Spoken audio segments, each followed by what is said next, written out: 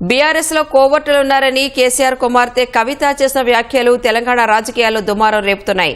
కేసీఆర్ కు తాను అంతరంగికంగా రాసిన లేఖ బయటకు రావడంపై ఆమె విస్మయం వ్యక్తం చేశారు. కేసీఆర్ గారు దేవుడు కానీ కేసీఆర్ గారి చుట్టూ కొన్ని దయ్యాలున్నాయి. వాళ్ళ వల్ల చాలా నష్టం జరుగుతున్నది. పార్టీలో ఉంటుంది. నేను కేసీఆర్ గారి కూతుర్ని అంతరంగికంగా నేను రాసినటువంటి లేఖనే బయటికి వచ్చిందంటే మరి ఇతర సామాన్యుల సంగతి, ఇతరుల పరిస్థితి ఏంటి పార్టీలో అన్నది ఇవాళ చర్చ జరగాల్సినటువంటి అవసరం ఉన్నది. కానీ ఈసారి ప్రత్యేకించి బయటికి రావడం అన్నది నేను బాధాకరంగానే ఉన్నది. అయితే ఈ లేఖ ఈ విషయం అంతా చూసుకొని కాంగ్రెస్ బీజేపీ పార్టీలు బాగా సంబరపడుతున్నట్టున్నాయి.